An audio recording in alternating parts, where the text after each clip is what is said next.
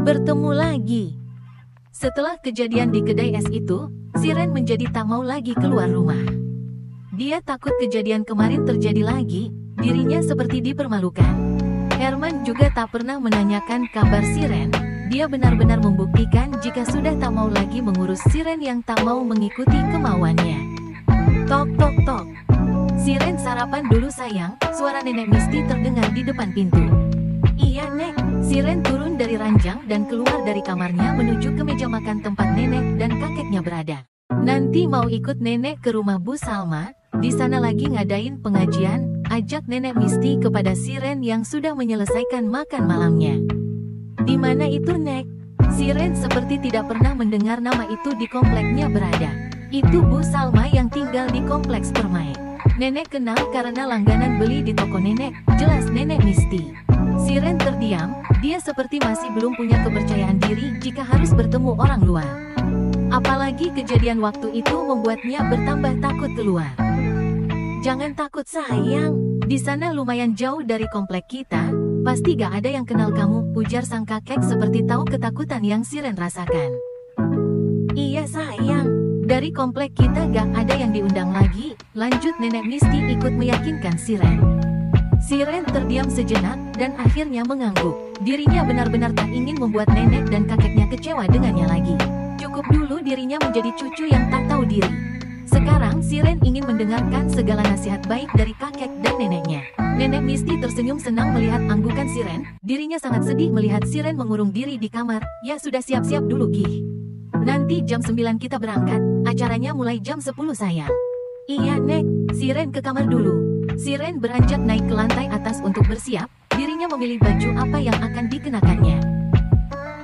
Siren memiliki beberapa baju gamis karena neneknya yang selalu membelikan baju gamis ke Siren. Walaupun tak pernah dipakai oleh cucunya. Ada beberapa yang Siren keluarkan dari lemari, Siren mencocokkan satu-satu baju itu di badannya dengan bercermin. Akhirnya pilihannya jatuh pada baju warna biru Wardah yang ada gambar bunga kecil-kecil di bawahnya. Terlihat sederhana namun elegan. Setelahnya Siren memilih hijab yang sesuai dengan baju yang akan dia kenakan. Namun tak ada warna yang senada. Karena memang kalau hijab nenek jarang membeli, hanya warna biasa bukan warna yang bermacam. Jadi Siren memilih jilbab segi 4 warna putih tulang untuk hijabnya karena tak ada warna lainnya. Tapi tetap pantas disandingkan dengan warna bajunya. Setelah memilih baju siap, Siren memutuskan untuk make up terlebih dahulu. Hanya makeup sederhana agar wajahnya tidak terlihat pucat. Setelah 30 menitan Siren bersiap. Sekarang dirinya sedang memandangi tampilannya di depan cermin. Terlihat seperti orang yang berbeda karena selama ini Siren belum pernah memakai gamis. Dia pernah memakai hijab sesekali, namun hanya memakai pakaian biasa. Jadi sekarang benar-benar pertama kalinya Siren memakai gamis, dan terlihat seperti bukan dirinya. Jeklek, suara pintu dibuka dari luar membuat Siren menoleh dan mendapati sang nenek yang terpaku menatap dirinya. Masya Allah sayang, cantik banget cucu nenek. Nenek Misty mendekat dengan mata yang berkaca-kaca. Siren hanya tersenyum mendengar penuturan sang nenek. Dirinya merasa malu memakai hijab namun pernah berkelakuan buruk. Siren kayak gak pantes Nek pakai baju kayak gini, ucapnya menunduk. Kenapa gak pantes sayang? Kamu cantik banget lo pakai hijab begini. Nenek Misty mengelus lembut pipi Siren. Siren menarik nafas pelan. Siren merasa buruk Nek. Siren kayak orang munafik, pakai hijab tapi masih dalam keadaan hamil tanpa suami. Jangan bilang begitu sayang, kamu kan sekarang udah berubah. Anggap itu semua pembelajaran buat kamu, agar kedepannya lebih baik lagi. Siren mengangguk karena tak mampu membalas ucapan sang nenek saat dadanya masih terasa sesak. Ya udah ayo turun sayang, kita berangkat sekarang diantar kakek. Nenek Misty menggandeng tangan Siren menuruni anak tangga agar cucunya tak memiliki keraguan lagi. Mereka langsung berangkat ke rumah Bu Salma di komplek permai yang membutuhkan waktu tempuh 40 menitan. Di sebuah rumah yang cukup mewah di komplek pusat ibu kota itu, terlihat sudah banyak orang yang hadir untuk mengikuti acara pengajian yang diadakan tuan rumah. Pengajian yang diadakan untuk merayakan 30 tahun berdirinya pondok pesantren yang mereka punya di Bandung. Siren dan Nenek Misty sudah sampai. Sekarang mereka sedang mencari pemilik rumah untuk menyapa terlebih dahulu. Assalamualaikum, Bu Salma, sapa nenek kepada wanita parubaya yang masih terlihat sangat cantik. Dengan baju syari warna coksu berdiri di depan pintu. Waalaikumsalam Nenek Misty, baru dateng Nek. Siapa ini? Bu Salma menyalami Nenek Misty dan Siren. Siren tante.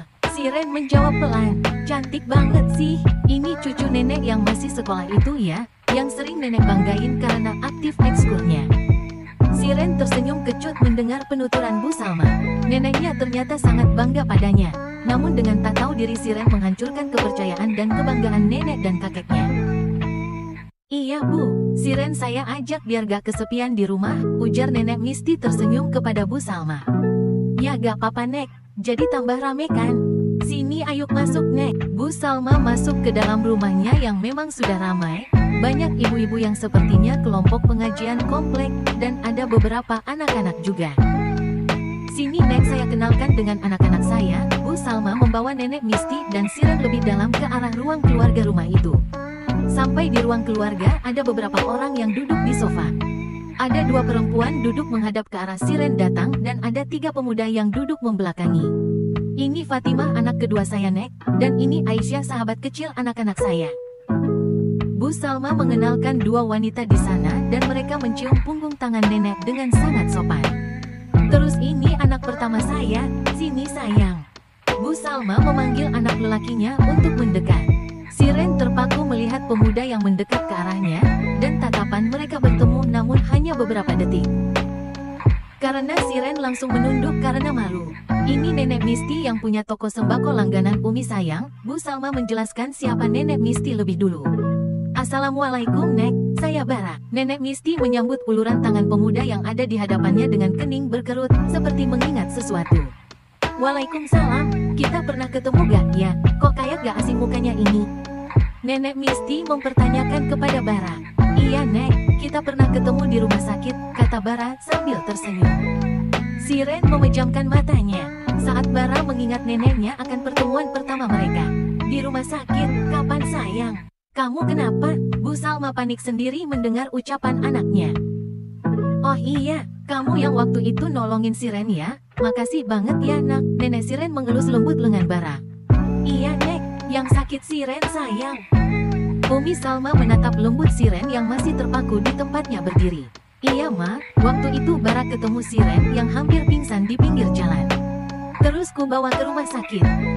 Jelas Bara singkat tanpa mengungkap yang sebenarnya. Ya ampun, sekarang udah sembuh kan sayang.